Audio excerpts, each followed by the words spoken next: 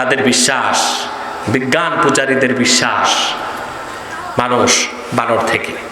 তো বানর এটার উৎপত্তি জঙ্গলে, আর কোরআন বলতেছে যে না, মানুষের উৎপত্তি জান্নাতে। কোথায় জঙ্গল, কোথায় জান্নাত? সুবহানাল্লাহ বলবেন না?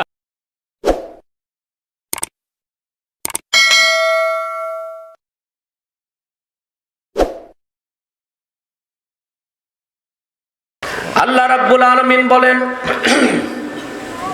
وَقُلْنَا يَا آدَمُ اسْكُنْ أَنْتَ وَزَوْجُكَ الْجَنَّةَ وَكُلَا مِنْهَا رَغَدًا حَيْثُ شِئْتُمَا وَلَا تَقْرَبَا هَذِهِ الشَّجَرَةَ فَتَكُونَا مِنَ الظَّالِمِينَ। আল্লাহ রাব্বুল আলামিন বলেন, আমি আদমকে ডেকে বললাম, তুমি এবং তোমার স্ত্রী পরমানন্দে জান্নাতে বসবাস করো, যা খুশি প্রাচুর্যের সাথে খাও। সুবহানাল্লাহ বলুন। তা আমাদের আদি নিবাস জান্নাত, বাবার বাড়ি জান্নাত। অনেকে চিন্তা করতেছে আমার বাড়ি, বাবার বাড়ি তো বরিশাল, কেউ ভাবতেছে নোয়াখালী, কেউ ফরিদপুর, কেউ টাঙ্গাইল, কেউ ময়মনসিংহ। না, আসলে বাবার বাড়ি কই? বাবার বাড়ি আসল বাড়ি, বাবার বাড়ি আসল বাড়ি। তা আমাদের আসল বাড়ি কি? সুবহানাল্লাহ। কোরআন ইন্নাল হামদালিল্লাহি নাহমাদুহু ওয়া নাস্তাঈনুহু ওয়া নাস্তাগফিরুহু ওয়া নাউযু বিল্লাহি মিন শুরুরি আনফুসিনা ওয়া মিন মুনাফিকুন কাফির। প্রশ্ন আসে, মুশরিক গেল কই?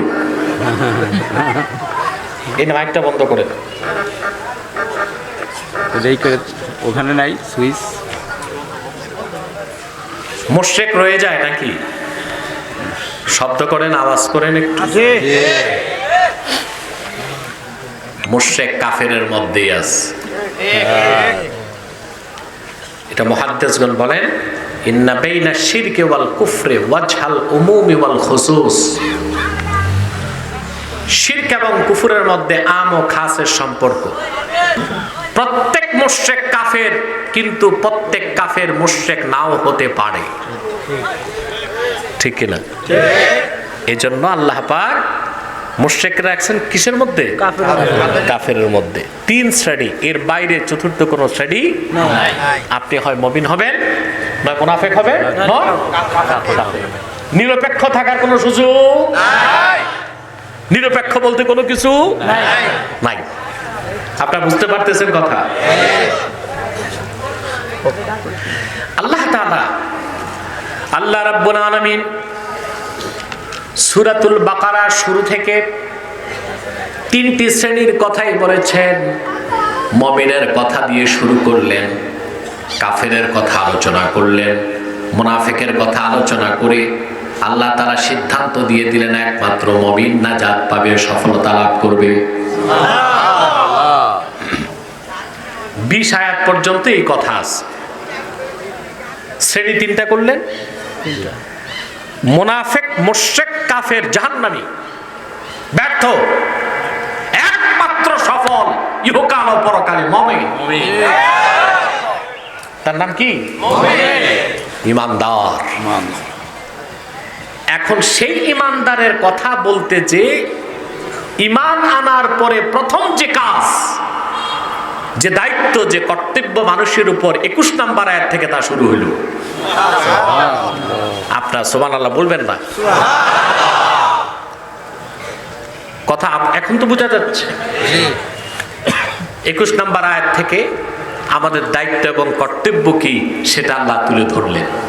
আমার সাথে পড়েন, ইয়া আইয়ুহান্নাস উবুদু রাব্বাকুমুল্লাযী খালাকাকুম ওয়াল্লাযীনা মিন ক্বাবলিকুম লাআল্লাকুম তাত্তাকুন।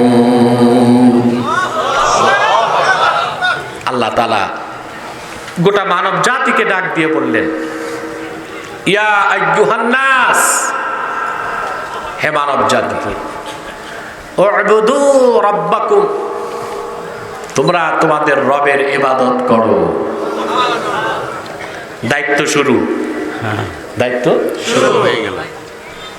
আল্লাযী খালাকাকুম, যিনি তোমাদের সৃষ্টি করেছেন, ওয়াল্লাযীনা মিন ক্বাবলিকুম, তোমাদের পূর্ববর্তীদের সৃষ্টি করেছেন। কেন? লাআল্লাকুম তাশতানিবুন, লাআল্লাকুম তাত্তাকুন, আই তাশতানিবুন মিনাশ শিরকি ওয়াল কুফরি ওয়াদ দানাস, যেন তোমরা শিরক থেকে, কুফর থেকে রক্ষা পাও এবং জাহান্নাম থেকে বেঁচে আল্লাহর জান্নাতে যেতে পাও। 21 নম্বর আয়াতে এর আগে কোনো বিধানের কথা নাই, কোনো হুকুম নাই, কোনো আদেশ নাই, কোনো নিষেধ নাই, এখান থেকে শুরু। সুবহানাল্লাহ। আল্লাহ পাক কেন মানুষকে তৈরি করলেন? সুবহানাল্লাহ। মানব সৃষ্টির মূল উদ্দেশ্য কি? কোরআনপন্থীদের এক দর্শন, বিজ্ঞানপন্থীদের আরেক দর্শন, ঠিক কিনা? কোরআনপন্থীদের এক দর্শন আর বিজ্ঞানপন্থীদের আরেক দর্শন। বিজ্ঞানকে যদি জিজ্ঞেস করে, কথিত বিজ্ঞান, আল্লাহর কোরআনের বাইরে কোনো বিজ্ঞানই নেই। কথা বুঝতে পারছেন? প্রচলিত বিজ্ঞানকে যদি জিজ্ঞেস করে মানুষ সৃষ্টি হলো কেমন করে, তো বলবে মানুষ নিজে নিজে সৃষ্টি হয়েছে। নাউজুবিল্লাহ। ওরা একটা গল্প তৈরি করছে, এটা বিজ্ঞানের গল্প। কার গল্প? বিজ্ঞানের গল্প। এটা আপনারা জানেন। ওরা বলে আজ থেকে 4.5 বিলিয়ন বছর আগে, মানে 450 কোটি বছর আগে। সাউন্ডটা ক্লিয়ার করতে হবে, কানে বাজে, ভালো হইতেছে না, ক্লিয়ার করতে হবে, আওয়াজটা বাড়াতে হবে। না ঠিক আছে, মাউথ স্পিচ ঠিক আছে। হ্যাঁ, শব্দ হয় কেন?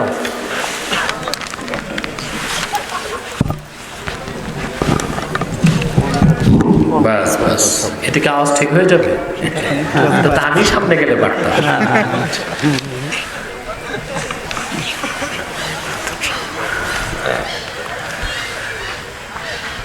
ওরা গল্পটা তৈরি করেছে 450 কোটি বছর আগে পৃথিবীতে কিছুই ছিল না। নাউজুবিল্লাহ বলবেন। 4.5 বছর আগে না, 450 কোটি বছর আগে কিছু ছিল না। কে দেখছে? কেউ তো ছিলই না। বেশ ভালো কথা। তারপর কি হলো? গল্পটা অনেক বড়, আমি সংক্ষেপ করে বলছি। তারপর তারা বলতে চায় কোন এক সময় প্রচুর উল্কাপাত হয়েছে, প্রচন্ড বিস্ফোরণ ঘটেছে। বিস্ফোরণের কারণে মহাকাশ থেকে ক্রিস্টাল পৃথিবীতে এসেছে, ক্রিস্টাল গলে পানি হয়েছে, সমুদ্র হয়েছে। ভালো কথা।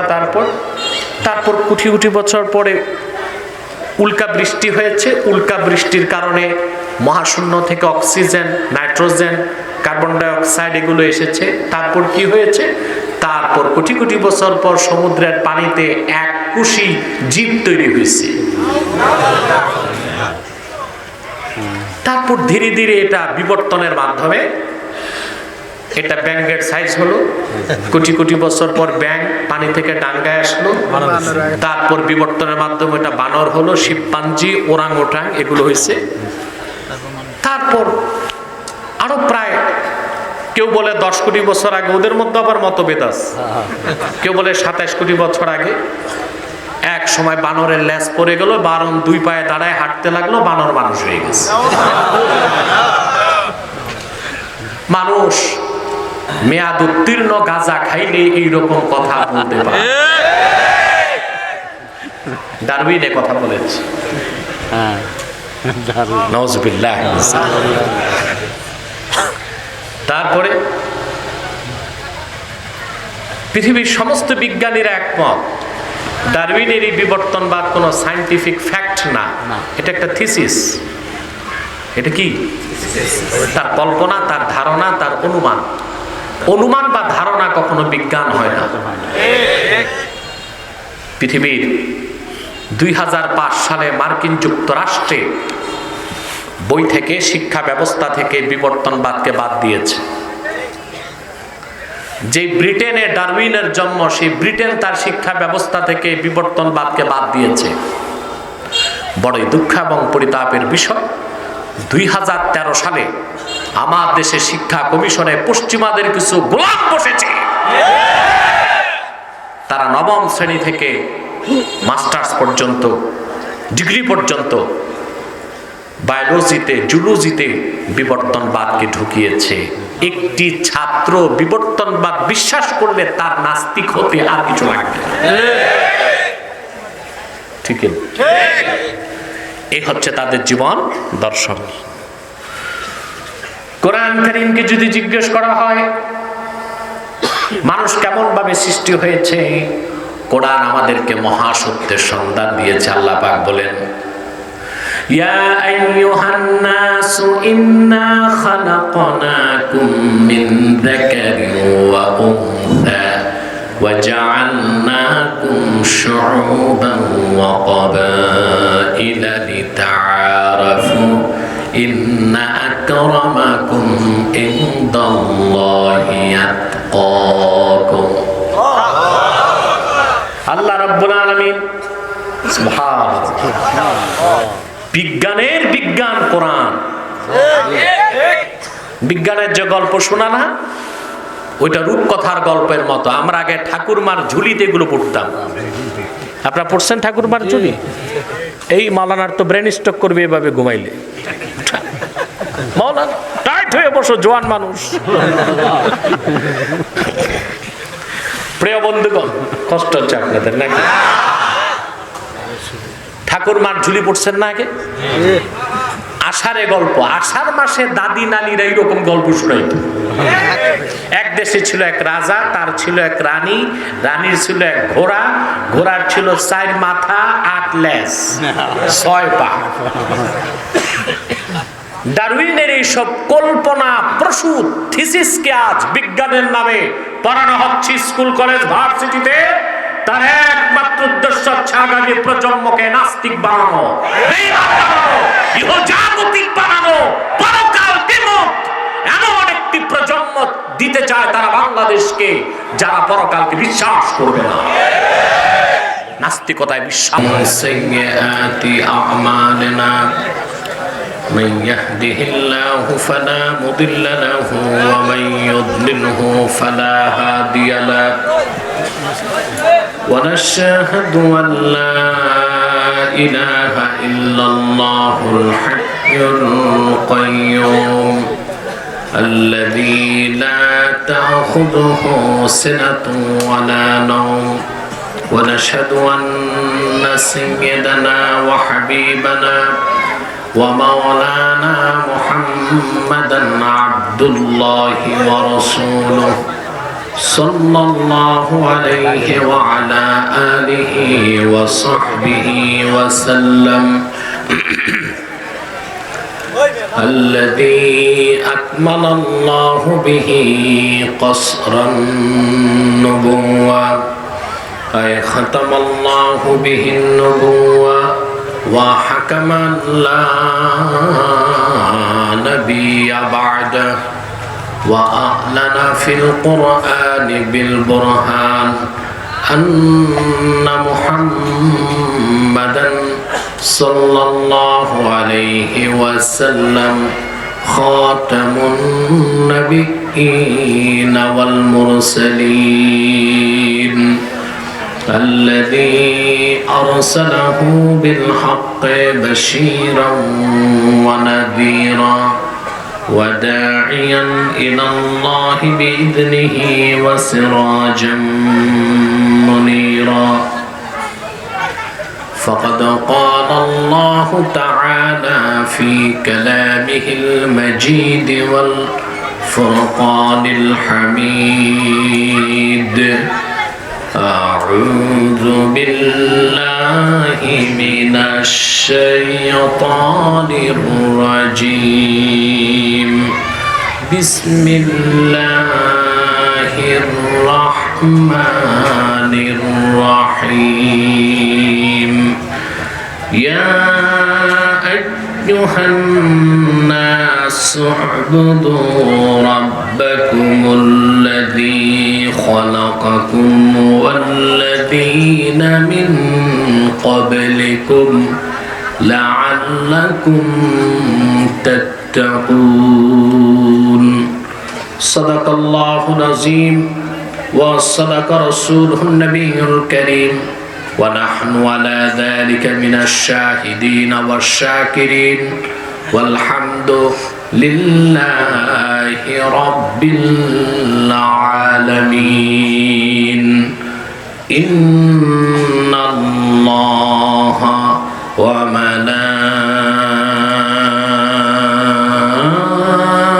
وملائكته يصلون على النبي يا أيها الذين آمنوا صلوا عليه وسلموا تسليما اللهم صل على سيدنا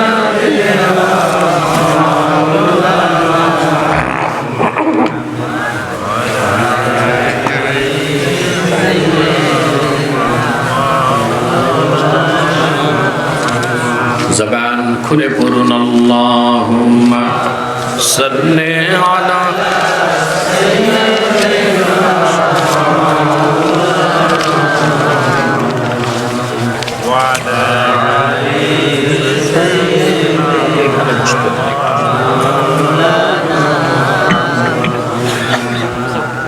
जहाँ रोज़े पाके खैरुल वरा है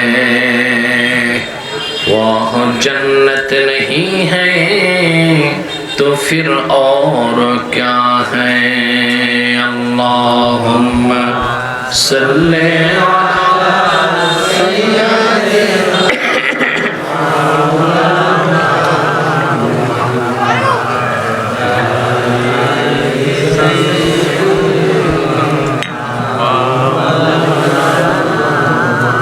मदीना मदीना मोमिनों की गुनगुना है दीदारे मदीना आशिकों की तमन्ना है अल्लाहुम्मा सल्ली अला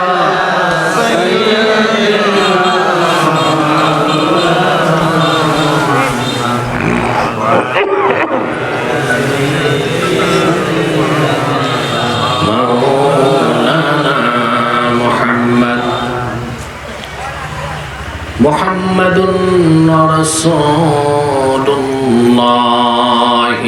सल्लल्लाहु अलैहि वसल्लम खतमल्लाहु बिहिन नबुव्वा व हकमन ला नबिय्य बअदहु बलगल उला बिकमालिही कशफद दुजा बिजमालिही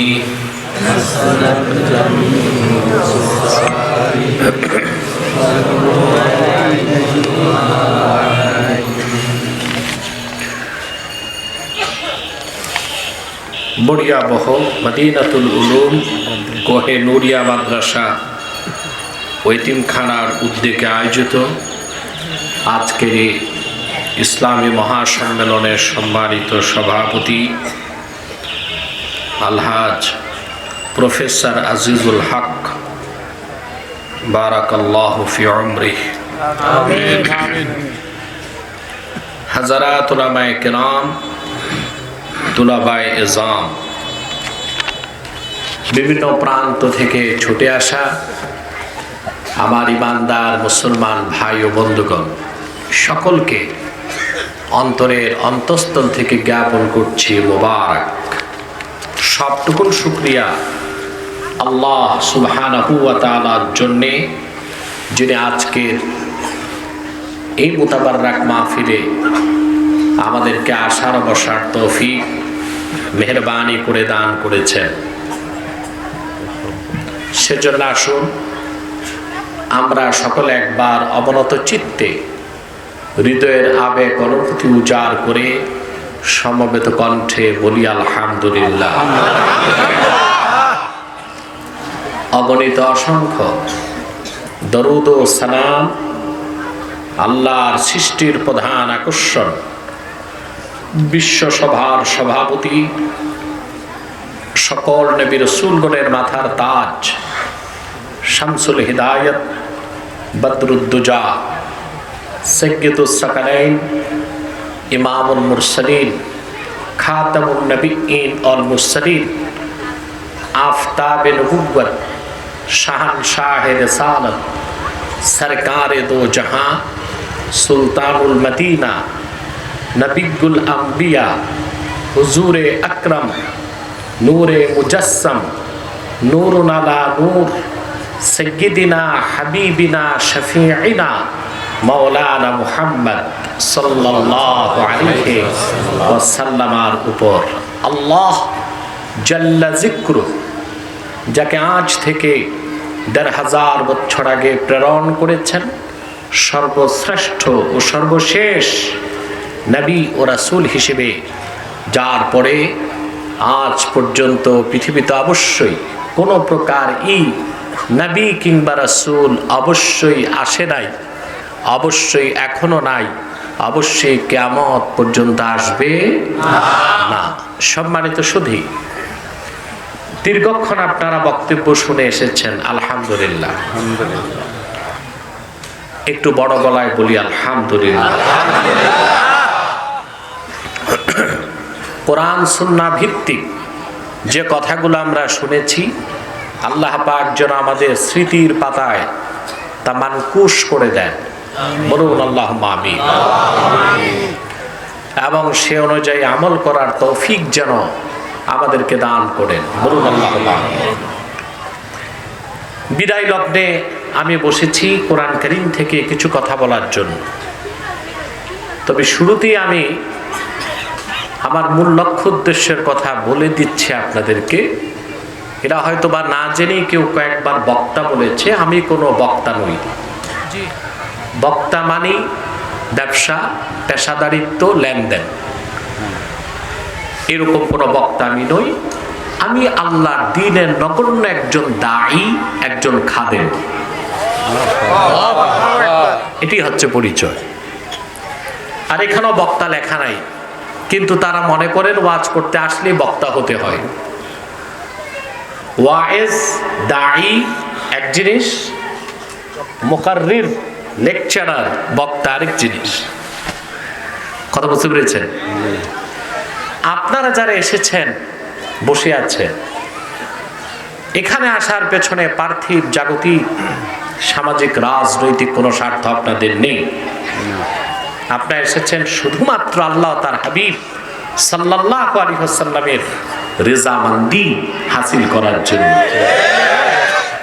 অন্য কোনো উদ্দেশ্য আমাদের এখানে নেই। এই যে এসেছেন, বসে আছেন, এটা মাজলিসুল ইলম, ইলমের মাজলিস। আপনি বসে আছেন, চুপচাপ বসে আছেন, প্রতি শ্বাসে আল্লাহ তাআলা 10টি নেকি দিচ্ছেন। হেঁটে এসেছেন, প্রতি কদমে 10টি নেকি পেয়েছেন। বসে বসে হৃদয় থেকে কোরআন সুন্নাহ শুনবেন, অন্তরের জিকির লিখা হতে থাকবে। এই জন্য মাজলিসুল ইলম যেটা, মাজালিসুল আবরার যেটা, মাহফিলের চেয়ে শ্রেষ্ঠ কোন জিকিরের হালকা আর হতে পারে না। হতে পারে? আমরা শুধু সকাল সন্ধ্যার জিকিরটাই বুঝি, ঠিক না? এবং করি, তাতে অনেক ফজিলত, কোনো সন্দেহ নাই। কিন্তু যে জিকিরটি বাদ দিলে মানুষের পরকালে মুক্তির কোনো ব্যবস্থা নেই, সে শ্রেষ্ঠ জিকিরের আহমিয়ত আমরা কম বুঝি। কোরআন কারীম, পুরা কোরআনটাই জিক্র। এটা কি? সুবহানাল্লাহ। পুরা কোরআন কারীমটাই কি, জোরে বলেন তো ভাই? জিক্র। আল্লাহ পাক কোরআন কারীমে বলেছেন, ومن أعرض عن ذكري فإن له معيشة ضنكا ونحشره يوم القيامة أعمى ومن أعرض عن ذكري যে ব্যক্তি আমার এই কোরআন এই জিকির থেকে মুখ ফিরালো তার জন্য রয়েছে একটি সংকুচিত রিজিক আর কাল হাসর ময়দানে সেই হতভাগা ভাগ্য বিপন্নকে আমি আল্লাহ তাআলা অন্ধ করে উঠাবো। এর চেয়ে বড় জিকির আর কিছু হতে পারে? আপনার প্রতি শ্বাসে 10 নেকি হচ্ছে, আওয়াজগুলো কিসের আশেপাশে, এগুলো বন্ধ করতে হবে। বাচ্চা হোক না, বাচ্চারা তো মাঝে মধ্যেই আজুজ মাজুজের কাজ করে, এগুলো বন্ধ করতে হবে।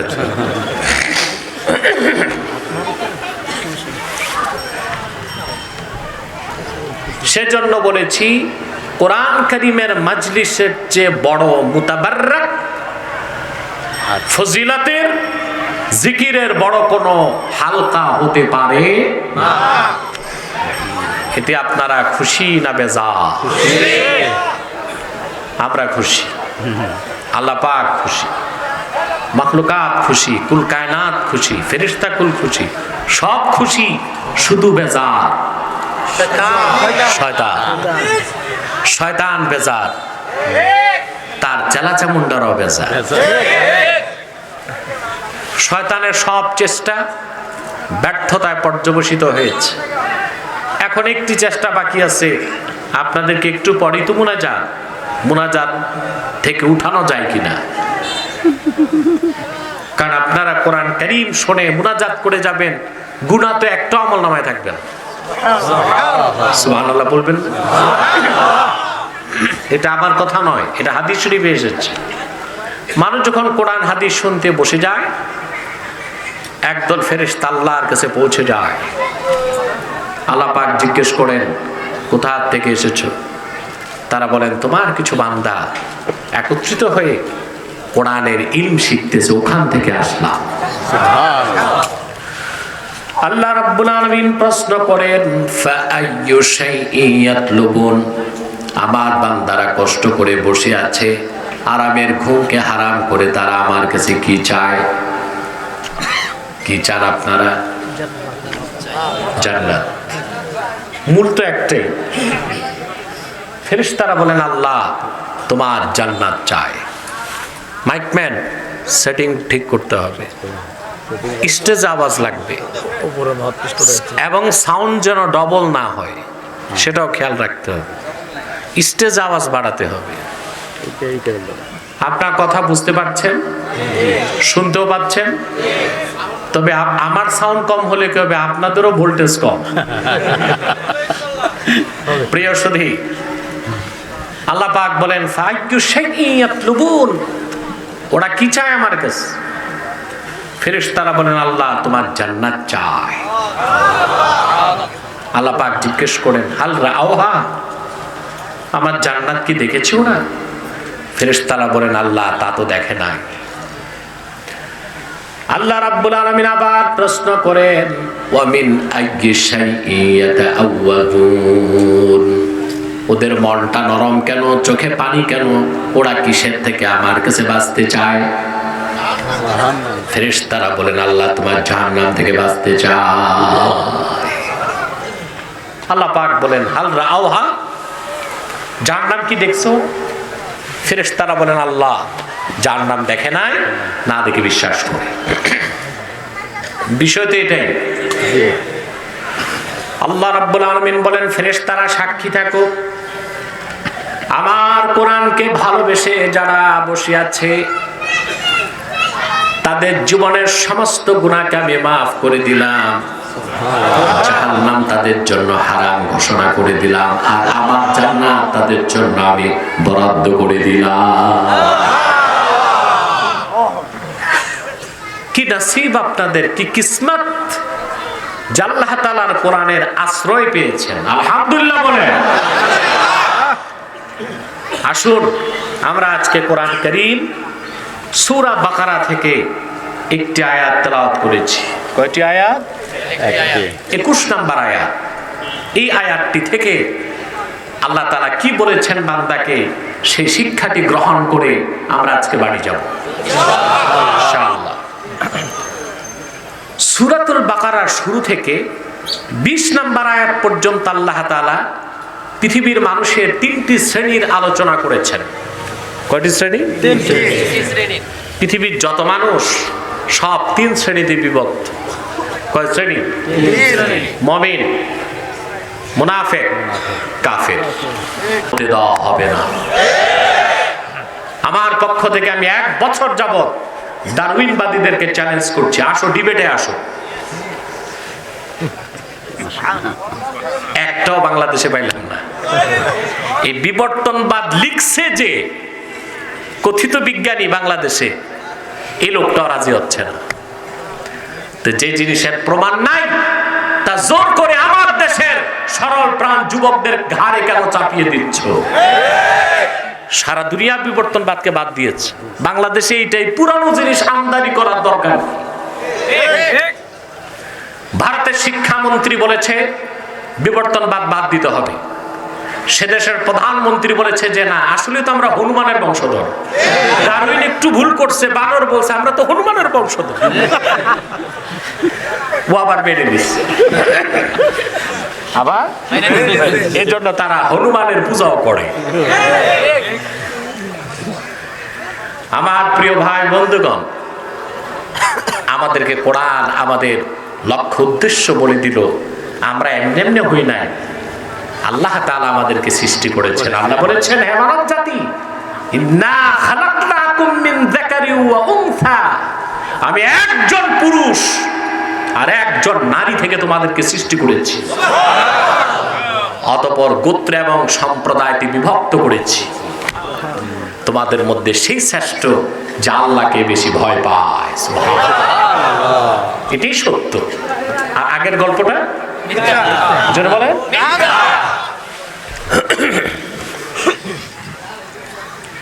আমার ভাইরা, আল্লাহ তাআলা কথাটি অন্যত্র বলে দিচ্ছেন,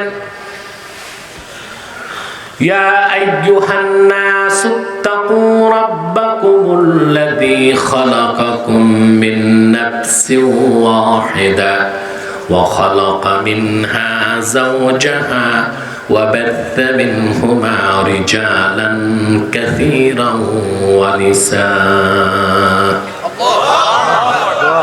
হে মানুষেরা, আল্লাহকে ভয় করো, তোমাদের রবকে, যিনি তোমাদেরকে সৃষ্টি করেছেন একজন পুরুষ থেকে সৃষ্টি করেছেন তার স্ত্রী একজন নারীকে।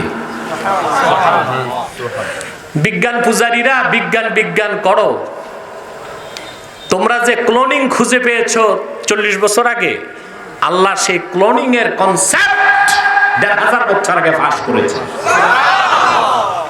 ক্লোনিংটা বুঝেন আপনারা? বিজ্ঞান এখন চাচ্ছে যে একজন মানুষের মতো হুবহু কপি আরেকটা মানুষ তৈরি করা যায় কিনা।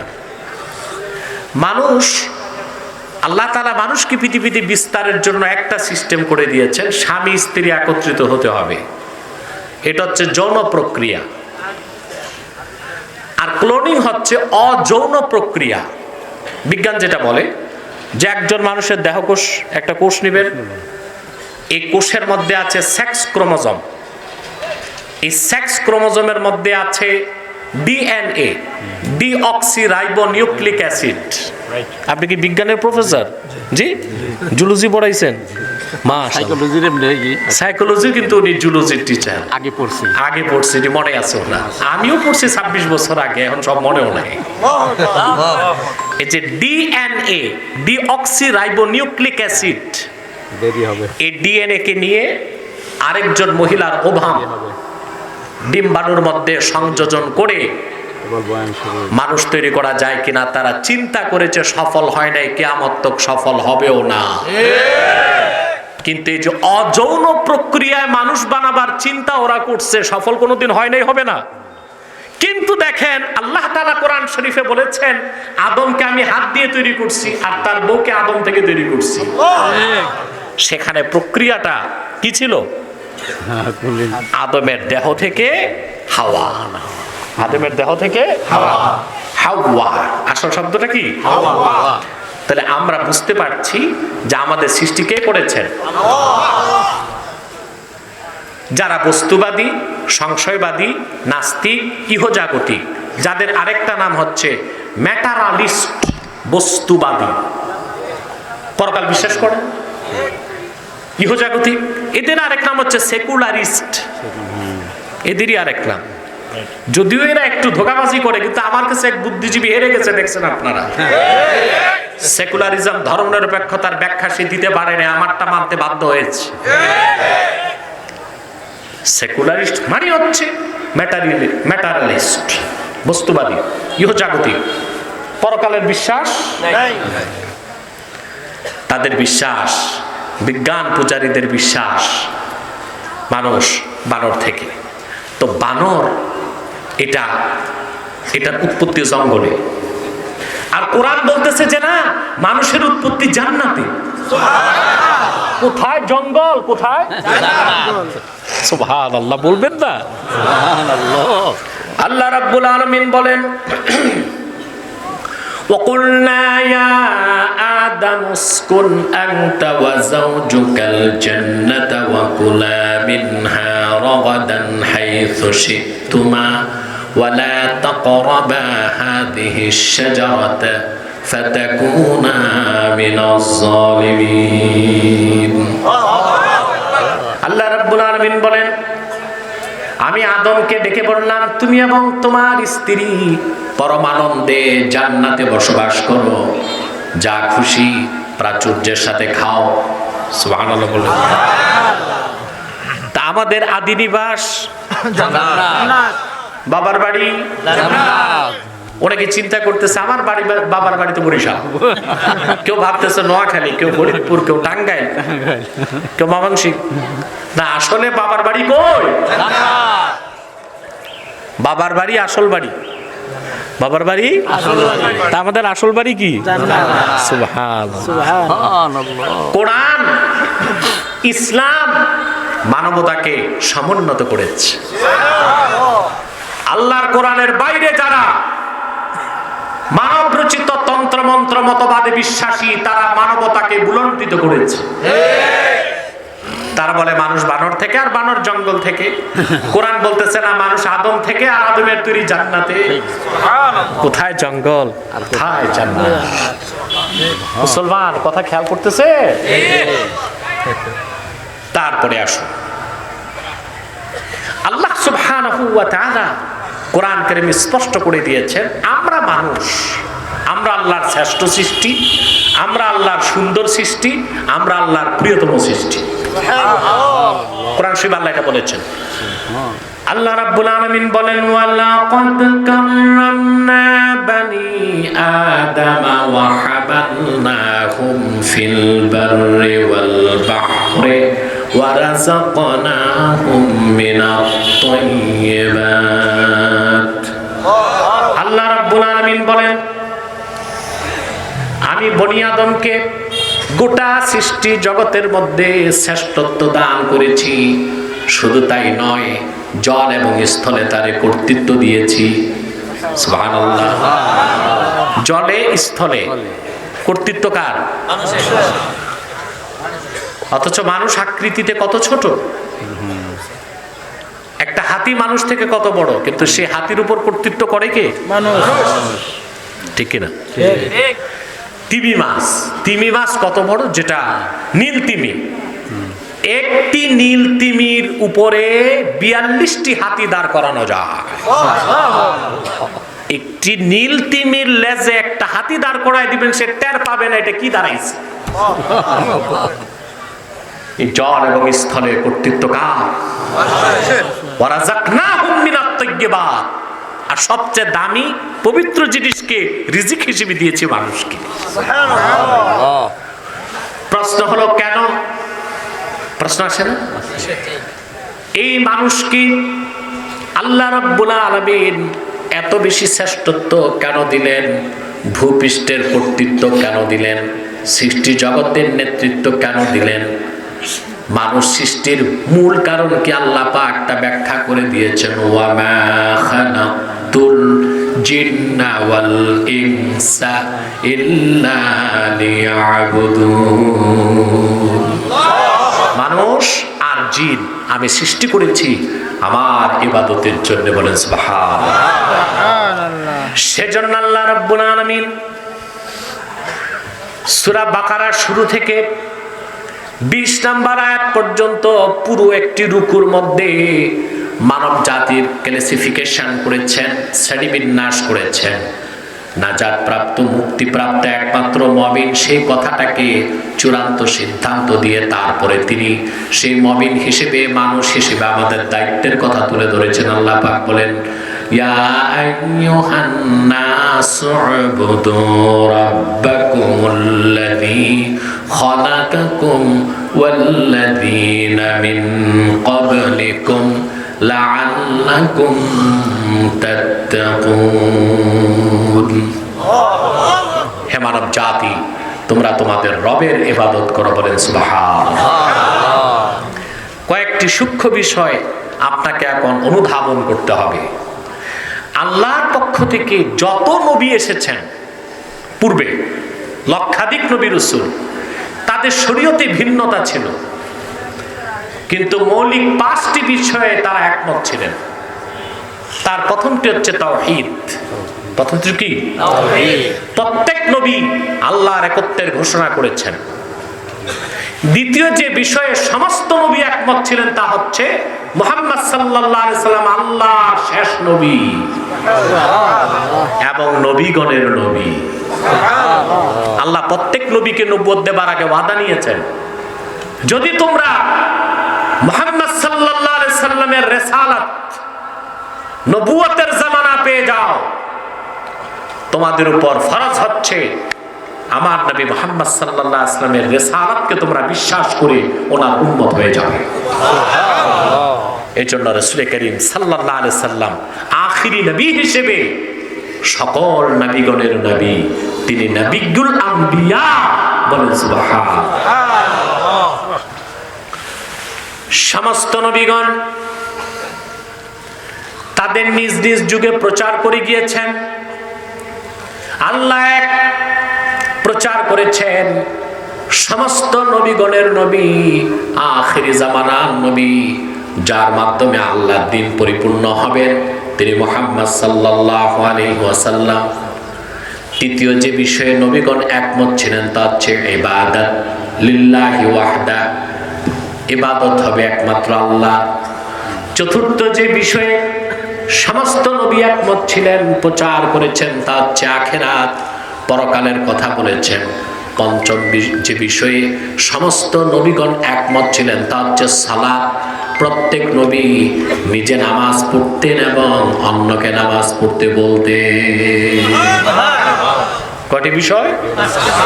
সে 5টি মৌলিক কথার একটি ছিল ইবাদত। সকল নবী আল্লাহর ইবাদতের কথা বলেছেন, সুবহানাল্লাহ বলবেন না? কি বলেছেন?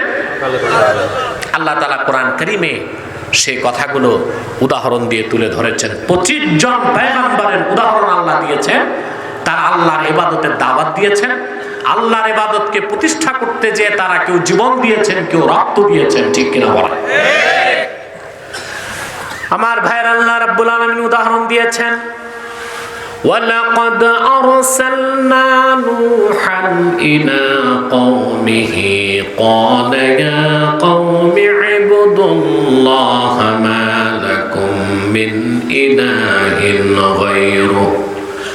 আল্লাহ পাক বলেন, আমি নূহকে রাসূল করে প্রেরণ করেছি। তিনি শতাব্দীর পর শতাব্দী তার কওমকে ডাক দিয়ে বলেছেন, হে আমার কওম, একমাত্র ইবাদত করো আল্লাহ রাব্বুল আলামিনের, তিনি ছাড়া কোনো মাবুদ নাই।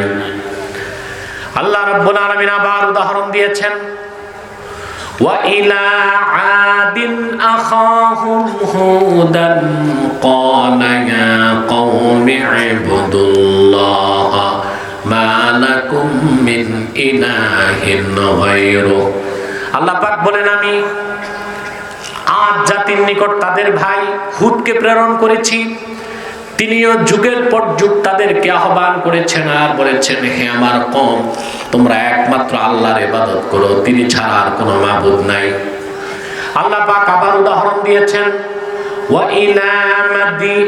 ইলা সামুদ আখাহুম সালিহান ক্বালা ইয়া কওমি ইবুদুল্লাহ মা লাকুম মিন ইলাহিন গায়রু। আল্লাহ পাক বলেন, আমি সামুদ জাতির নিকট সালেহকে প্রেরণ করেছি, তিনিও যুগের পর যুগ তার জাতিকে ডেকেছেন আর বলেছেন, হে আমার কওম, তোমরা একমাত্র আল্লাহর ইবাদত করো, তিনি ছাড়া কোনো মাবুদ নাই। আল্লাহ পাক আবার উদাহরণ দিয়েছেন, ওয়া ইলা মাদিয়ানা আখাহুম শুআইবান ক্বালা ইয়া কওমি ইবুদুল্লাহ মা লাকুম মিন ইলাহিন গায়রু। আল্লাহ পাক বলেন, আমি মাদিয়ান জাতির নিকট তাদের ভাই শুআয়বকে প্রেরণ করেছি, তিনি যুগের পর যুগ দাওয়াত করে বলেছেন, হে আমার কওম, একমাত্র তোমরা আল্লাহর ইবাদত করো। এভাবে আল্লাহর পক্ষ থেকে যত নবী এসেছেন, রাসূল এসেছেন, তারা মানব জাতিকে আল্লাহর ইবাদতের দাওয়াত দিয়েছেন। সবার শেষে এসেছেন আখিরি নবী, নবীগণের মাথার তাজ মুহাম্মদ সাল্লাল্লাহু আলাইহি ওয়াসাল্লাম। ১৫০০ বছর আগে তিনিও মানুষকে ডাকলেন কি বলে? ইয়া আইয়ুহান নাসু উবুদু রাব্বাকুমুল্লাযী খালাকাকুম ওয়াল্লাযীনা মিন ক্বাবলিকুম লাআল্লাকুম তাত্তাকুন। হে বিশ্বের মানুষ, তোমরা তোমাদের রবের ইবাদত করো। চিন্তা করেন, পূর্বের নবীদের আহ্বানে আর রাসূল করিম সাল্লাল্লাহু আলাইহি ওয়াসাল্লামের আহ্বানে কত পার্থক্য। পূর্বের নবীগণ ডাকলেন, হে আদ, হে সামুদ, হে বনি ইসরাইল, হে আমালেকা, হে মাদিয়ানবাসী, হে সামুদবাসী। রাসূলুল্লাহ বলেন নাই হে কুরাইশবাসী, মক্কাবাসী, বলেছেন হে মানব জাতি। কারণ পূর্বের সমস্ত নবী ছিলেন আঞ্চলিক নবী। আমার রাসূল, তোমার রাসূল, বিশ্ব নবী, গোটা সৃষ্টি জাহানের নবী। বলেন সুবহানাল্লাহ। রাসূল করিম সাল্লাল্লাহু আলাইহি সাল্লাম শুধু মক্কাবাসীকে ডাকেন নাই, কারণ তিনি রাহমাতুল লিল আলামিন হিসেবে পৃথিবীর সকল যুগের, দেশের, বর্ণের, বংশের মানুষের জন্য হেদায়েতের চূড়ান্ত নূর কোরআন কারীম নিয়ে এসেছেন। বলেন সুবহানাল্লাহ। সেজন্য আহ্বানটা ছিল কি? বিশ্ববাসী, মানব জাতি। বলেন সুবহানাল্লাহ। সাউন্ডটা ভালোই আছে, একটু বাড়ানো যায়? একটু বাড়াও। প্রিয় ভাই বন্ধুগণ, আমি খুব দ্রুত বিষয়টি আপনাদের সামনে উপস্থাপন করছি, আশা করি সহজে বুঝবে। সুবহানাল্লাহ। আর এই কোরআন শুধু মুসলমানের জন্য আসে নাই, সারা মানব জাতির জন্য এসেছে, ঠিক কিনা? আল্লাহ রাব্বুল আলামিন বলেন, শাহরু রমাদানাল্লাযী উনজিলা ফীহিল কুরআনু হুদাল লিন্নাস। এই কোরআন হুদাল লিন্নাস, গোটা মানব জাতির জন্য হেদায়েতের বাহন। সুবহানাল্লাহ। কথাটি কেন বললাম? একমাত্র পৃথিবীতে ধর্ম প্রচারের বৈধ দাবিদার মুসলমান, আর কারো ধর্ম প্রচারের অথরিটি, তার ধর্ম তাকে দেয় নাই। আবার বলছি কথাটা, একমাত্র পৃথিবীতে ইসলাম প্রচারের অধিকার রাখে মুসলমান। মুসলমানকে অধিকার কোরআন দিয়েছে। অন্য কোন ধর্মের মানুষ ধর্ম প্রচার করবে, সেই অধিকার তার ধর্মই তাকে দেয় নাই। যেমন হিন্দুদের এটা কোনো ধর্ম না, এটা একটা কালচার। এটা কি? সংস্কৃতি। তারপর সেখানে আবার লেখা আছে তাদের ধর্মগ্রন্থে, অহিন্দু কোনোদিন হিন্দু হইতে পারবে না। তো ধর্ম প্রচারের সুযোগ নাই। তাহলে ধর্ম প্রচার করে খ্রিস্টান, কারা করে? খ্রিস্টান। খ্রিস্টানদের বাইবেলে লেখা আছে, জেসাস, যীশু খ্রিস্ট নিজেই বলেছে, আমাকে প্রেরণ করা হয়েছে বনি ইসরায়েলের হারানো মেষগুলোকে উদ্ধার করতে। তাহলে জেসাস বা যিশু বা ঈসা তার বক্তব্য বুঝিয়ে দিলেন তিনি শুধু ছিলেন বনি ইসরায়েলের জন্য। একে তো তার ধর্মই রহিত হয়ে গেছে, দ্বিতীয়ত তো তার ধর্ম বনি ইসরায়েলের বাইরে কারো কাছে পৌঁছানো ঈসার ফতুয়ায় না যায়। তো খ্রিস্টানদের ধর্ম প্রচারের অধিকার আছে? অথচ সারা বাংলাদেশে খ্রিস্টানরা অবাধে ধর্ম প্রচার করছে। এটা ধর্মের নামে অধর্মীয় কাজ হচ্ছে, এটা বন্ধ করা উচিত। কিন্তু দুঃখ এবং পরিতাপের বিষয়, সে খ্রিস্টান মিশনারির বিরুদ্ধে যারা বাংলাদেশে কাজ করছে তারা আজকে ময়দানে হাঁটতে পারে না, কথা বলতে পারে না। কেন যেন তারা কারাগারে বন্দী। আমি মাওলানা জুবাইরের ইঙ্গিত দিচ্ছি, প্রচলিত আইনে তিনি যদি অপরাধী হন শাস্তি হোক, কিন্তু জামিনে মুক্তি দেওয়া তো উচিত। তাকে ভিতরে অন্তরীণ রেখে খ্রিস্টানদেরকে যদি ধর্ম প্রচারের সুযোগ দেওয়া হয়, তাহলে পার্বত্য চট্টগ্রাম ভবিষ্যতে বাংলাদেশের একটি অংশ নাও থাকতে পারে। বাংলাদেশে যারা খ্রিস্টান মিশনারি পরিচালনা করছে তারা ইসলামের শত্রু, মুসলমানের শত্রু, লক্ষ লক্ষ মুসলমানের রক্তে অর্জিত স্বাধীন বাংলাদেশের স্বাধীনতার শত্রু। অতএব ইসলামের সুমহান স্বার্থ রক্ষায়, মুসলমানদের মৌলিক অধিকার আদায়ে, দেশের স্বাধীনতাকে রক্ষার জন্য খ্রিস্টান মিশনারির কার্যক্রম বাংলাদেশে বন্ধ করতেই হবে, করতেই হবে।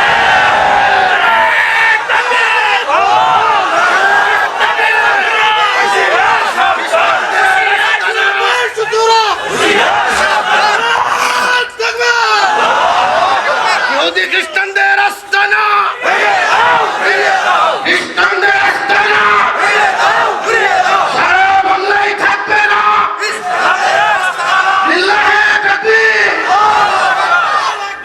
প্রিয় সুধী, আমি এই জনতার পক্ষ থেকে গভর্নমেন্টকে করজোর অনুরোধ করব, মাওলানা জুবায়ের সহ যারা খ্রিস্টান মিশনারির বিরুদ্ধে কাজ করে গেছে বাংলাদেশে, তারা তো স্বাধীনতার অতন্দ্র প্রহরী, দ্বীনের খাদেম। যদি তাদের কোনো কৌশলে বা পদ্ধতিতে ভুল থাকে বিচার হোক, অন্তত জামিনে মুক্তি দেওয়া উচিত, ঠিক কিনা? যদি একদিকে ইসলামের পক্ষে যারা প্রচারক তাদেরকে যদি বাক স্বাধীনতা দেওয়া না হয়, মুক্তভাবে ইসলাম প্রচারের সুযোগ দেওয়া না হয়, তাহলে পশ্চিমাদের মদত পুষ্ট সমস্ত কুফরি ও তাগুতি শক্তি, বিশেষ করে খ্রিস্টান মিশনারি বাংলাদেশে তাদের কালো হাত বসিয়েছে। এমন একদিন আসতে পারে পূর্ব তিমুরের মতো তারা বাংলাদেশের কোন একটি অঞ্চলকে খ্রিস্টান রাষ্ট্র বানাবার আওয়াজ তুলতে পারে। সুদানের মতো বাংলাদেশের কোন অঞ্চলকে স্বাধীন করার আওয়াজ তারা দিতে পারে। ফিলিপাইন একসময় একটি মুসলিম অধ্যুষিত রাষ্ট্র ছিল, ফিলিপাইনের মতো এদেশে খ্রিস্টান সংখ্যা বেড়ে যেতে পারে।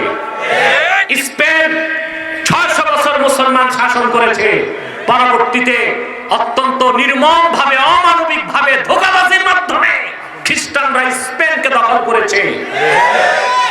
14 কোটি মুসলমানের বাংলাদেশে খ্রিস্টানদের সেই স্বপ্ন পূরণ হবে না, হতে দেওয়া হবে না। ইসলামের সুমহান স্বার্থ রক্ষায়, মুসলমানদের মৌলিক দাবিগুলো আদায়ে, আর দেশের স্বাধীনতা সার্বভৌমত্ব রক্ষায় খ্রিস্টানদের সমস্ত ধর্মীয় কার্যক্রম বাংলাদেশে বন্ধ করা হবে। তারা তাদের গির্জায় ধর্ম পালন করুক, আমরা কিচ্ছু বলবো না, কিন্তু গির্জার বাইরে ধর্ম প্রচার করা তাদের ধর্মগ্রন্থ অনুযায়ী হারাম কাজ। এটা আমাদের ফতোয়া না, বাইবেলের ফতোয়া। আমাদের ফতোয়ায় তো শুধু হারাম না, শিরক এবং কুফর, কিন্তু তাদের ফতোয়ায়, বাইবেলের ফতোয়ায় কি? কারণ জেসাস, ঈসা রুহুল্লাহ, তাকে জেসাস বলে তারা। উনি নিজেই বলে গেছেন, আমি আসছি বনি ইসরায়েলের জন্য। তাহলে অবনি ইসরায়েল যারা ইহুদি খ্রিস্টান না, তাদের কাছে তাদের ধর্ম পৌঁছানো, এটি কি ধর্মীয় কাজ না ধর্মের নামে অধর্মীয় কাজ? একমাত্র ধর্ম প্রচার করবে কারা? অধিকার কে দিয়েছে মুসলমান? আল্লাহ রাব্বুল আলামিন বলেন, কুনতুম খায়রা উম্মাতিন উখরিজাত লিন-নাস তা'মুরুনা বিল মা'রুফি ওয়া তানহাউনা 'আনিল মুনকার। তোমরাই শ্রেষ্ঠ জাতি, তোমাদের বের করা হয়েছে লিন্নাস, গোটা মানব জাতির জন্য। সুবহানাল্লাহ বলবেন না? তাহলে রাসূল করিম সাল্লাল্লাহু আলাইহি ওয়াসাল্লাম আল্লাহর ইবাদতের দিকে মানুষকে ডাকলেন। ডাকটা ছিল সার্বজনীন, ডাকটি ছিল বিশ্বজনীন। ইয়া আইয়ুহান নাস, হে মানব জাতি, উ'বুদু রাব্বাকুম, তোমরা তোমাদের রবের ইবাদত করো। এখন আসেন, সে ইবাদত করবেন? বড় গলায় বলেন। এখন এই ইবাদতের অর্থ কি, এটা ব্যাখ্যা করে দিচ্ছি। আপনার পিছনে কথা বলবেন না। প্রিয় সুধী, আল্লামা ইমাম বাগাবী রাহমাতুল্লাহ মাআলিমুত তানজিলে ইবাদত শব্দের অর্থ লিখেছেন, ইবাদত হচ্ছে আল ইতাআতু মা'a যিল্লাতি ওয়াল খুদু', একনিষ্ঠ চিত্তে নিজকে তুচ্ছ মনে করার দ্বারা আল্লাহ তার রাসূলের আনুগত্যকে মানার নাম ইবাদত। সুবহানাল্লাহ। এটা ইসলামের অনেক বড় একটা জিনিস। তিনটি জিনিস মিলে দিন ইসলাম, ঈমান, ইসলাম, ইহসান, তিনে মিলে দিন ইসলাম।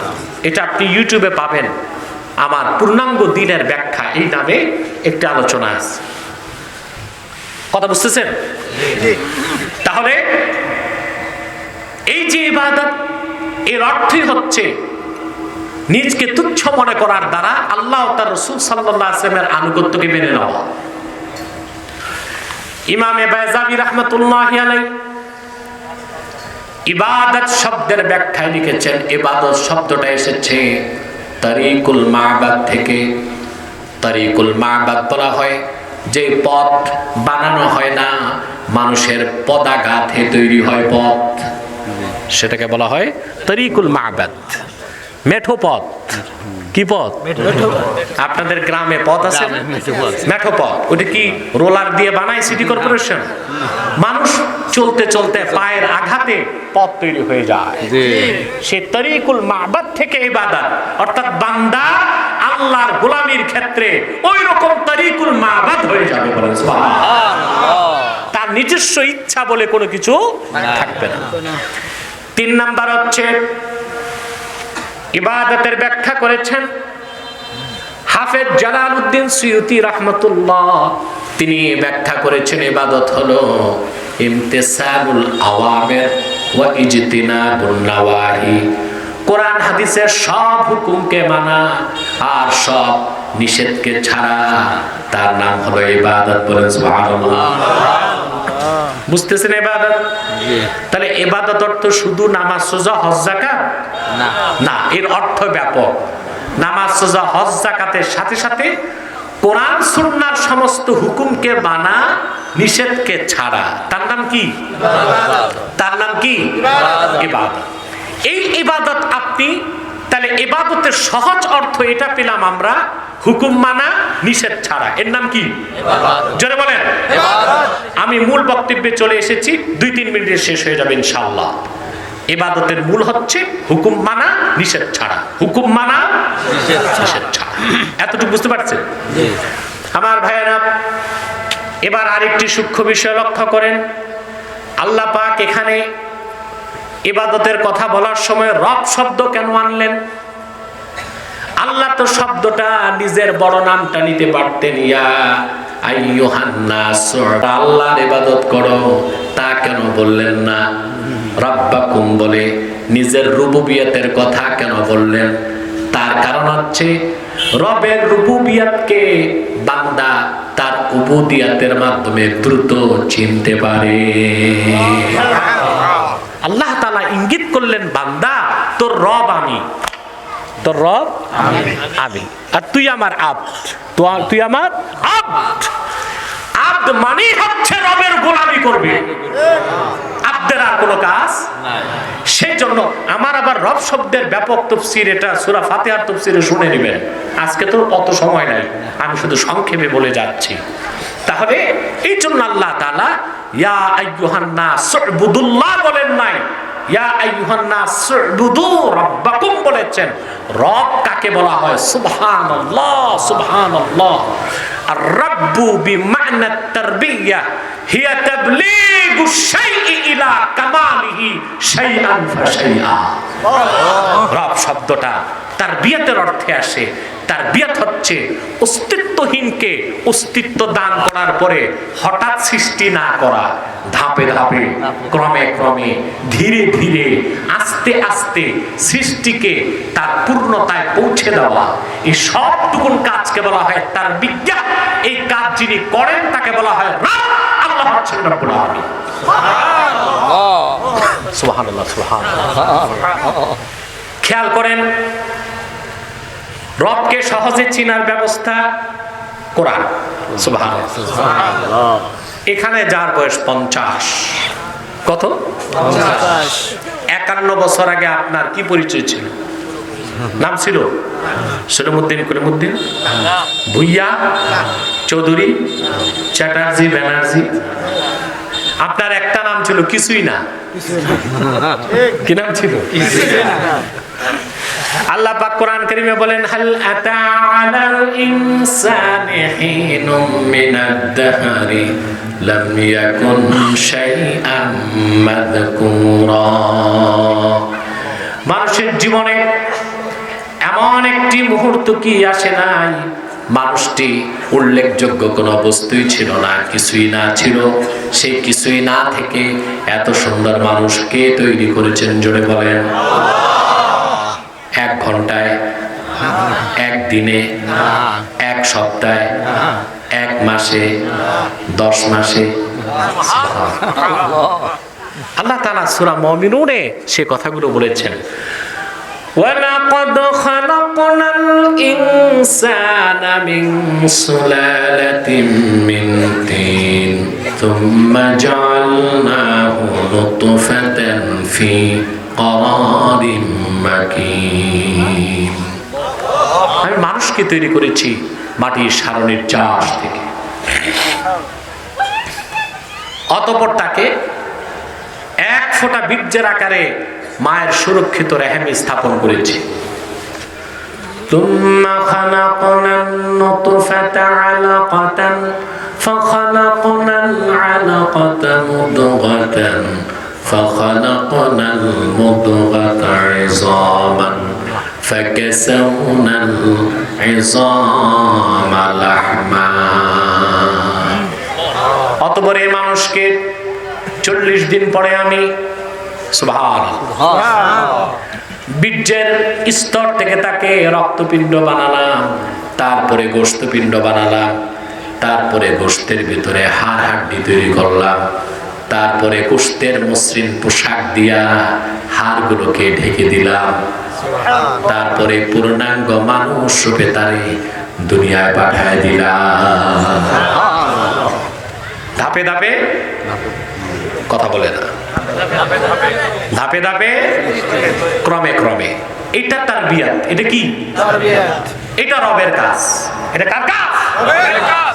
তারপরে তিনি বেঁচে থাকার জন্য রিজিক দেন, অক্সিজেন দেন, অসুস্থ হলে সুস্থ করেন, চোখে দৃষ্টি দিয়েছেন, কানে শ্রবণ শক্তি দিয়েছেন, মুখে বাক শক্তি দিয়েছেন, অন্তরে অনুধাবন শক্তি দিয়েছেন, মস্তিষ্কে চিন্তা শক্তি দিয়েছেন, চামড়ায় অনুভূতি শক্তি দিয়েছেন, তারপরে অমূল্য রত্ন ইলম দান করেছেন। এসব কার কাজ? আল্লাহ। রুবুবিয়ত। আমরা আব্দ। আমরা কি? আব্দ। আব্দ যেন রবের রুবুবিয়তকে বুঝে মস্তক নত করে দেয়। এই জন্য আল্লাহ তাআলা ইবাদতের প্রথম নির্দেশে উবুদুল্লাহ বলেন নাই, উবুদু রাব্বাকুম বলেছেন, তোমরা তোমাদের রবের ইবাদত করো। তার মানে হচ্ছে আব্দ বান্দা অস্তিত্বে আসার পর থেকে তার ইবাদত করবে। এই ইবাদতের জিনজির কোনদিন তার গর্দান থেকে সরবে না। এবার আসেন, ইবাদতের শুরু হলো আলামে আরওয়াহে। কোথায়? আল্লাহ পাক প্রশ্ন করেছিলেন, আলাস্তু বিরাব্বিকুম, আমি কি তোমাদের রব নই? আমরা জবাব দিয়েছিলাম বালা, সেটা আল্লাহর আনুগত্যকে মেনে সেখানে ইবাদত করেছি। সুবহানাল্লাহ বলবেন। আদমকে সৃষ্টির পরে আল্লাহ ইবাদত চালু করলেন জান্নাতে। কোথায়? জান্নাতে। কোরআন কারীম সাক্ষী। আল্লাহ আদমকে ডাক দিয়ে বললেন, উসকুন আনতা ওয়া যাওজুকাল জান্নাহ ওয়া কুলা মিনহা রাগাদা। তুমি তোমার বউ জান্নাতে থাকো, যা খুশি প্রাচুর্যের, রাগাদা মানে ওয়াসিয়া, প্রাচুর্যের সাথে খাও, এটা আদেশ। আরেকটা নিষেধ করলেন, ওয়ালা তাকরাবা হাযিহি শাজারা, এই গাছটার কাছে যেও না। এই আদেশ আর নিষেধ এর বলে ইবাদত। আরে কাদেরকে নিয়ে বসছি আমি, মনে হয় কবরস্থানের মানুষগুলো সব উঠে আসছে। ঘুমাচ্ছেন নাকি? কে কে ঘুমান হাত উঠান। এক দুইজন হাত উঠাইছে, সে যাই হোক। তাহলে আদেশ মানা নিষেধ ছাড়া তাকে বলা হয় কি? এই ইবাদতটা শুরু হলো কোথায়? আল্লাহ বলছেন বেহেশতে সবকিছু খাও, আদেশ। এই গাছটার কাছেও এটা কি? বলা তাকরাবা হাযিহি শাজারা, এই একটা গাছের কাছে যেও না, নিষেধ। এটাই ছিল ইবাদত। সুবহানাল্লাহ। তারপরে ঘটনা তো বললে কিছু বুঝবেন না, অনেক লম্বা হয়ে যাবে। আদম হাওয়া আল্লাহর হুকুমটা মানতে পারে নাই, তারা দায়ী না, দায়ী শয়তান। আমাদের মধ্যে অনেক অসতর্ক বক্তা ইচ্ছা মতো আদম আলাইহিস সালাম আর মা হাওয়াকে গালিগালাজ করে, কিন্তু তার জানা নাই সে তার বাপকে গালি দিচ্ছে, তার জানা নাই সে একজন নবীর সমালোচনা করছে। আচ্ছা, আপনার বাপ যদি খারাপও হয়, সন্তান হিসেবে তার সমালোচনা করা যায়? এটা কি হালাল জাদার কাজ না হারাম জাদার কাজ? তা আদম আলাইহিস সালাম দোষ করছেন, এটা আমরা কেমনে বলবো? আরে এটা তো আল্লাহ বলতে পারে, আমরা বলতে পারি? বাবা দোষ করছে, দাদা বলতে পারে, ছেলে না, নাতি বলতে পারে না। আদম অপরাধ করছে, ফাআসা আদম রাব্বাহু ফাগাওয়া, এটা তো আল্লাহ বলছে। আদম নাফরমানি করছে, সীমালঙ্ঘন করছে। আরে ভাই আমি কেমনে বলবো? এটা তো আল্লাহ বলছে। আমাকে বলতে হবে, রেফারেন্স দিতে হবে, আল্লাহ বলেছেন আদম নাফরমানি করছে, বাট আমি বলতে পারি না আদম নাফরমানি করছে। বাবার সমালোচনা এটা হালাল জাদার কাজ না। বাবা তো শুধু বাবা না, ছিলেন নবী। কথা বুঝেন ভাই সাহেব? না ঢুকে না মাথায়? তাহলে ইবাদত শুরু কই? জান্নাত থেকে। আসলেন আদম হাওয়া দুনিয়াতে। এখানে আসার পর আল্লাহ সুবহানাহু ওয়া তাআলা তাকে দুটো কাজ দিলেন, ইবাদত আর দিলেন খেলাফত। সেই খেলাফতের কথা আল্লাহ তাআলা সূরা বাকারা 30 নম্বর আয়াতে বলেছেন, وَإِذْ قَالَ رَبُّكَ لِلْمَلَائِكَةِ إِنِّي جَاعِلٌ فِي الْأَرْضِ خَلِيفَةً। মুহাম্মদ সাল্লাল্লাহু আলাইহি ওয়াসাল্লাম, আপনি স্মরণ করুন সেই সময়ের কথা যখন আপনার রব ফেরেশতাদেরকে বললেন, আমি জমিনে আমার খলিফা নিযুক্ত করতে চাই। খলিফা মানে টেইলার, স্থলাভিষিক্ত। কুখ্যাত ইংরেজরা কোরআন হাদিসের সম্মানিত পরিভাষাগুলোকে বিভিন্ন ক্ষেত্রে প্রয়োগ করেছে আমাদের ইমানে আঘাত করতে। দর্জি এর নাম দিয়েছে খলিফা, টেইলার। আবার ম্যারেজ রেজিস্ট্রার, এক বগলে ছাতা আর এক বগলে খাতা দৌড়ায়, এর নাম দিয়েছে কাজী। এ তো কাজী না, ম্যারেজ রেজিস্ট্রার নাই আপনাদের দেশে? এক বগলে ছাতা আর এক বগলে খাতা, এই বিয়ে বাড়িতে দৌড়ায়, এর নাম দিয়েছে কাজী। না, ইসলামী স্টেটের যিনি চিফ এক্সিকিউটিভ তার নাম খলিফা, আর ইসলামী আদালতে যিনি বিচারপতি তার নাম কাজী। পরিভাষাগুলোকে আমাদের সঠিকভাবে আমাদের মধ্যে চর্চা করতে হবে। আমরা ইংরেজদের শেখানো বুলি আওড়া পড়া, ঠিক কিনা? মনে থাকবে প্রিয় ভাই বন্ধুগণ? তাইলে পৃথিবীতে আসার পর শুরু হলো কি? ইবাদত এবং খেলাফত। সুবহানাল্লাহ বলবেন। পৃথিবীর শেষ কবর থেকে আবার শুধু ইবাদত, খেলাফত নাই। কবর ইবাদত কোনটি হবে? তিনটি প্রশ্ন। প্রথম প্রশ্ন, মান রাব্বুক, তোমার রব কে? মুমিন জবাব দিবে রাব্বি আল্লাহ। ওয়া মা দীনুক, তোমার দিন কি? মুমিন জবাব দিবে দীনি আল ইসলাম। আল্লাহর হাবিবকে দেখানো হবে ওয়া মা তাকুলু ফি হাযার রাজুল আল্লাযী বুইসা ফীকুম।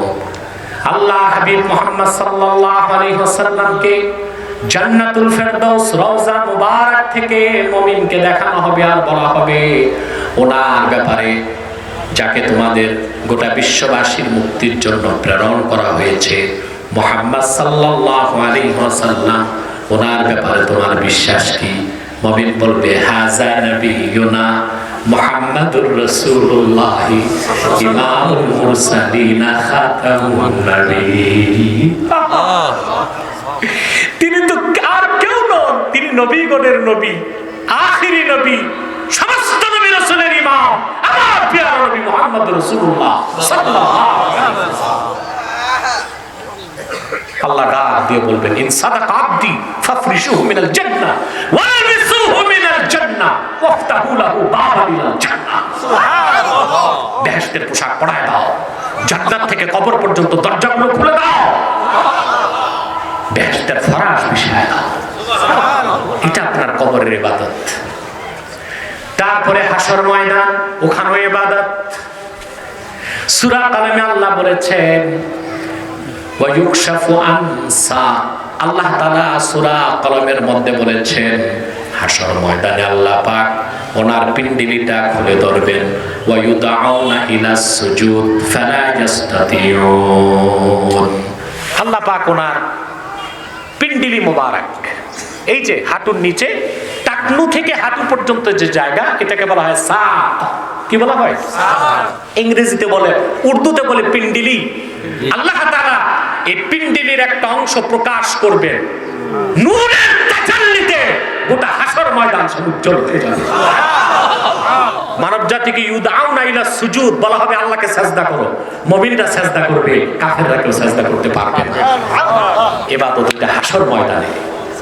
মুমিন চলে যাবে জান্নাতে, সেখানেও ইবাদত। তবে সেখানে নামাজ রোজা নাই, সেখানে ইবাদত কি হবে? মোল্লা আলী কারি মিশকাতে শরাবের কাতে রেখেছেন শুধু মুমিন পড়বে আল্লাহর তাসবিহ, সুবহানাল্লাহ আলহামদুলিল্লাহ ওয়া লা ইলাহা ইল্লাল্লাহ ওয়াল্লাহু আকবার ওয়া লিল্লাহিল হামদ। এটা হবে বেহেশতে আমাদের ইবাদত। বলেন সুবহানাল্লাহ। তাহলে ইবাদত আলামে আরওয়াহে ছিল, ইবাদত জান্নাতে ছিল, ইবাদত দুনিয়াতে আছে, ইবাদত কবরে থাকবে, ইবাদত হাসরে থাকবে, ইবাদত আবার জান্নাতেও থাকবে। আব্দ মানে হচ্ছে রব আমার আল্লাহ গোলামীর জিনজির গর্দানে চাপিয়ে নেওয়া। এই জিনজির কোনোদিন আর ছুটানো যাবে না। দুনিয়াতে ব্যতিক্রম শুধু ইবাদত না, খেলাফত আল্লাহ দিয়েছেন মুসলমানকে। কি দিয়েছেন?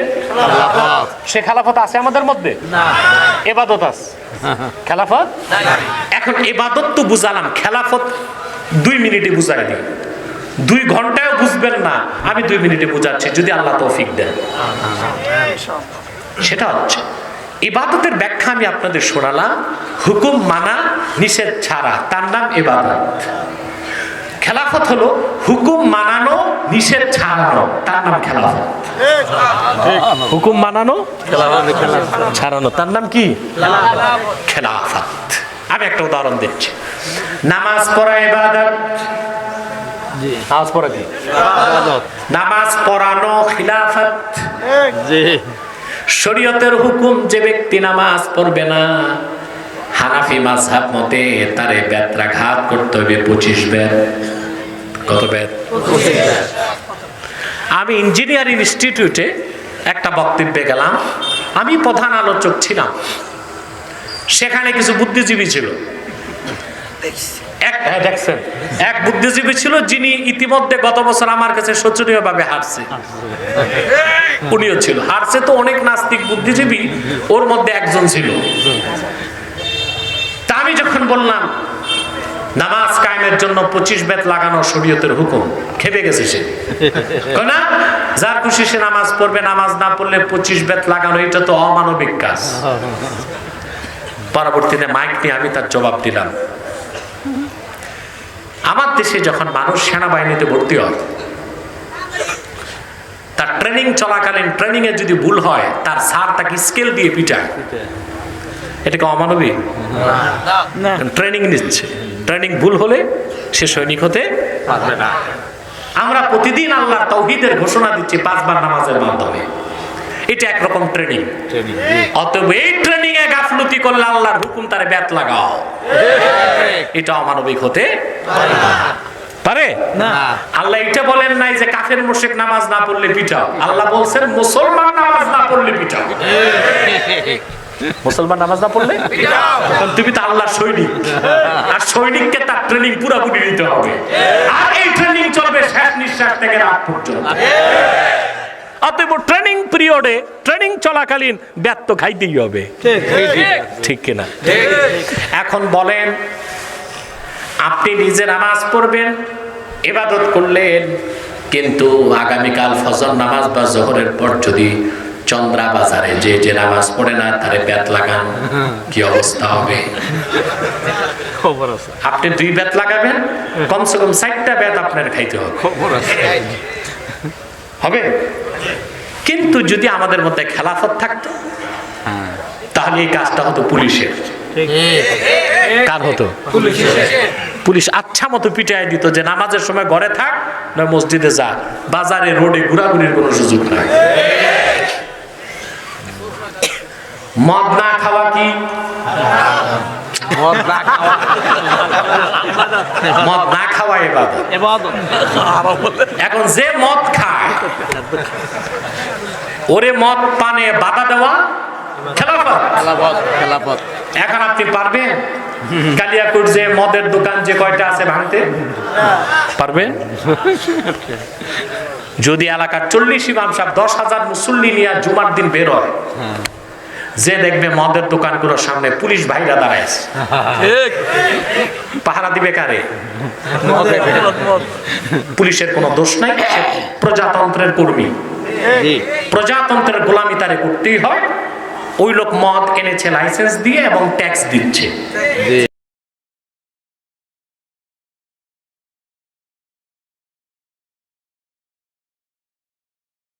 তাকে পাহারার দায়িত্ব গভর্নমেন্ট নিয়েছে।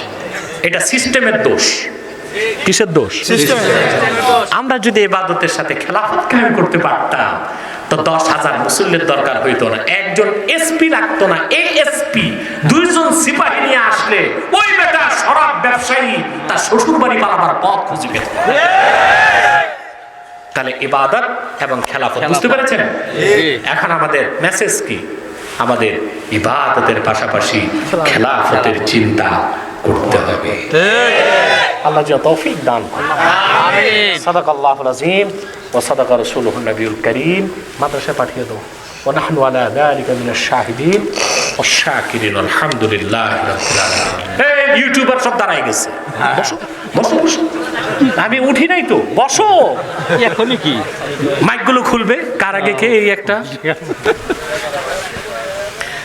প্রিয় সুধী, এগুলো পিছিয়ে পাঠিয়ে দেন। আপনারা খুব কষ্ট করেছেন, আমি আর কষ্ট দিচ্ছি না।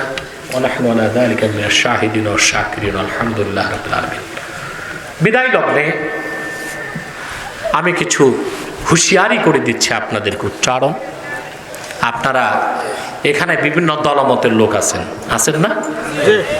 কিন্তু এখানে দলীয় কোনো কোন্দল আছে? নাই। কেন নাই?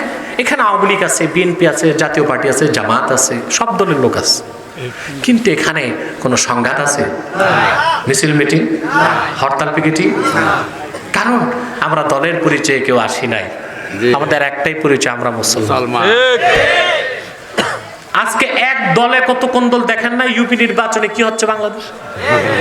AK-47 নিয়ে দৌড়াচ্ছে মানুষ। আমি রসিকতা করে বলেছি, তা তো জাতীয় নির্বাচনে ট্যাঙ্ক আমার লাগবে, যে অবস্থা এখন। এখানে কোনো কোন্দল আছে? তোমরা কোথায় যাচ্ছ? যাচ্ছ মুনাজাত না করে? তোমরা কি আউলিয়া কেরাম নাকি? মুনাজাত লাগে না? কথা খেয়াল করছেন? আমরা এখানে যে বসেছি, আমাদের মধ্যে কোনো কোন্দল নাই, সংঘাত নাই, কিচ্ছু নাই। তার কারণ একটা, আমাদের একটা পরিচয়, আমরা এখানে এসেছি, আমরা মুসলমান। আমরা কি মুসলমান? যদি আমাদের অন্য কোনো পরিচয় থাকতো এতক্ষণ এখানে বসা যেত। আমি আপনাদের করজোর অনুরোধ করব, আপনারা মুসলমানে রক্তপাত করবেন না। যদি কেউ আপনার রাজনৈতিক প্রতিপক্ষ হয়, তাকে রাজনীতি দিয়ে মোকাবেলা করবেন। সহিংসতা, সংঘাত, রক্তপাত এটা মুসলমানে করতে পারে না। একজন মুসলমান যে হত্যাকারী আর যে নিহত, যদি লড়াইতে দুইজন, একজন মরে একজন মারে, দুটোই জাহান্নামে যাবে। কোথায় যাবে?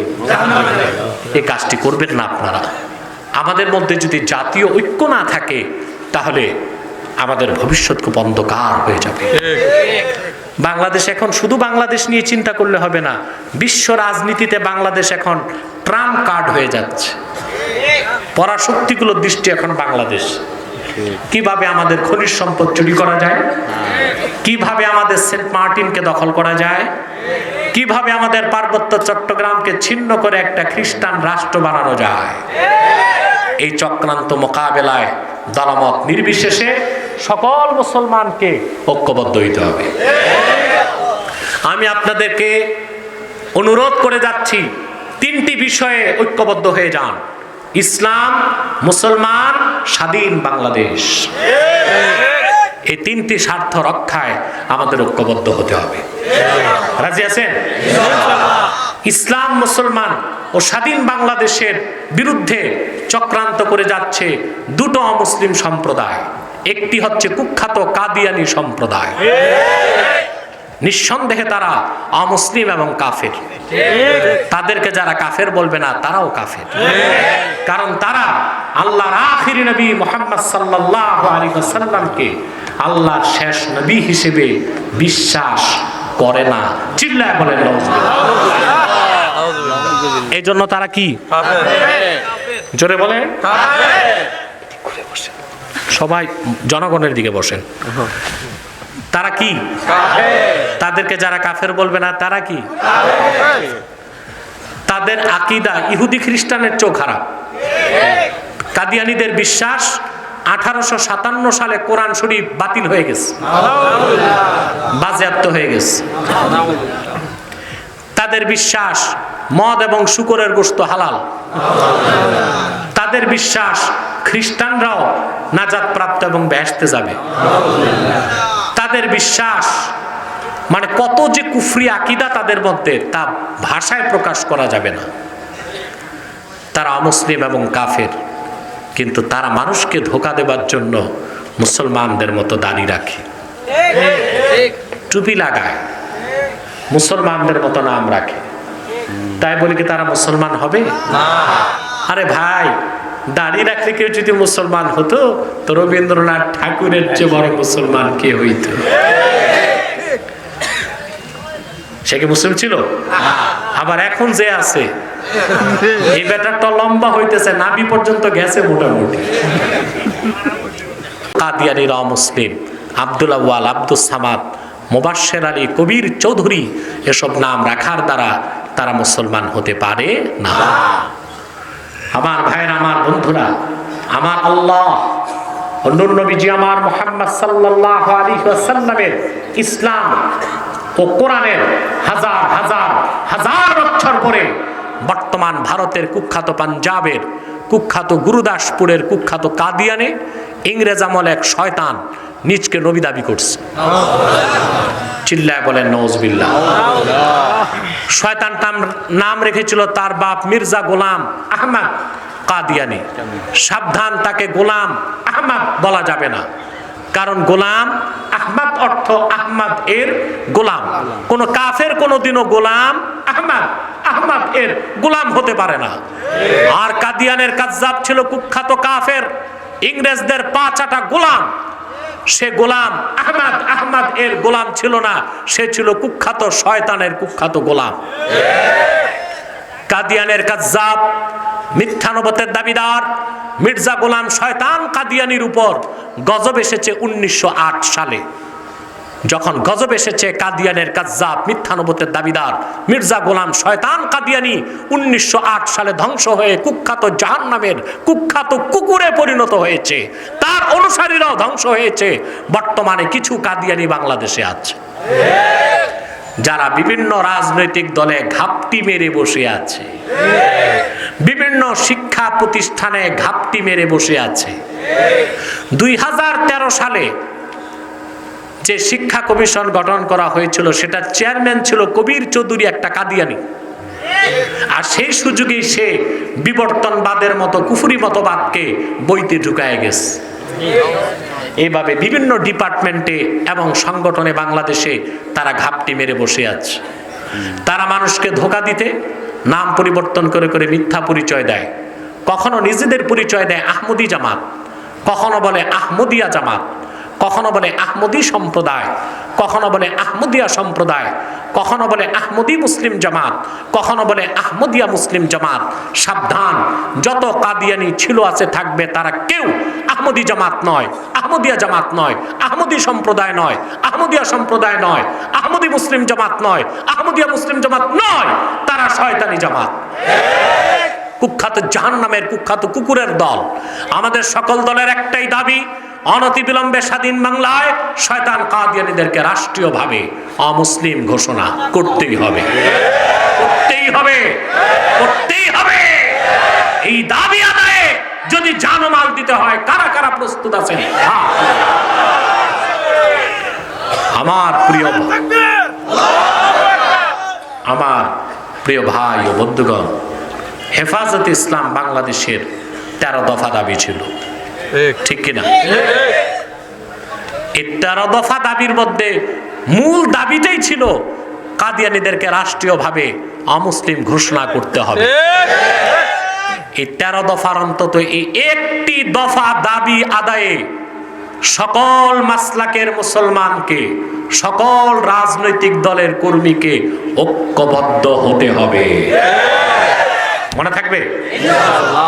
তাদেরকে অর্থনৈতিক সহযোগিতা করবেন না, করেন করেন করেন, তাদের পণ্যগুলো কিনবেন না। প্রাণ, সিজান, RFL এর পণ্যগুলো তাদের, প্রথম আলো, ডেলি স্টার, কালের কণ্ঠ, এগুলো তাদের।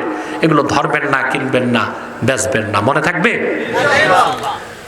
ইসলাম, মুসলমান আর বাংলাদেশের বিরুদ্ধে আরেকটি সম্প্রদায় কাজ করে যাচ্ছে, অমুসলিম, সেটার নাম ইসাই তরিকা। এটা কি? এটা খ্রিস্টানদের একটা ছদ্ম দল। এরা বলে যে এরা মুসলমান, পরবর্তীতে মানুষকে ধোঁকা দিয়ে বলে যে আমরা ঈসার উম্মত মুসলমান। ঈসার উম্মত মুসলমান না খ্রিস্টান? বাংলাদেশে ইসাই তরিকার সংখ্যা এখন 9.5 লাখ।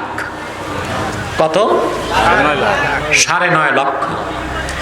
এরা মানুষকে যখন ধোঁকা দেয়, এদের বড় এক লিডার, এদের বড় এক নেতা কানাডাতে থাকে, এক বিশ্ববিদ্যালয়ের শিক্ষক।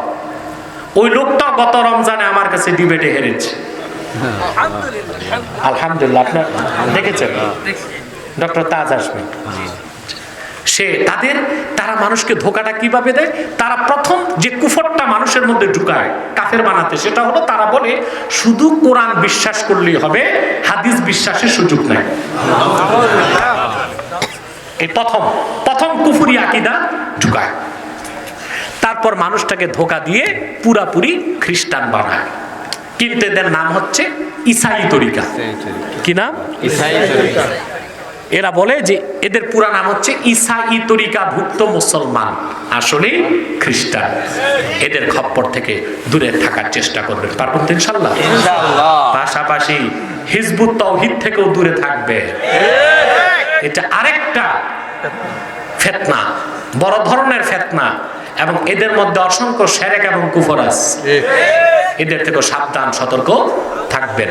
কথা বুঝতে পারছেন? আসুন আমরা একটু দোয়া করি, ইস্তেগফার করেন 11 বার।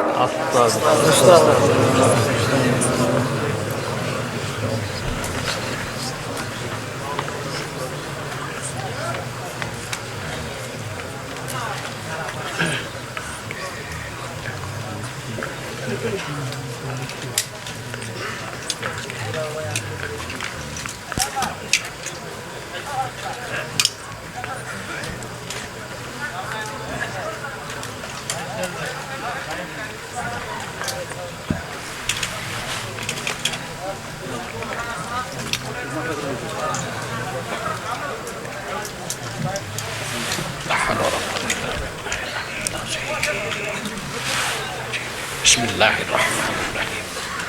সূরা ফাতিহা পড়ুন, সূরা ইখলাস পড়ুন।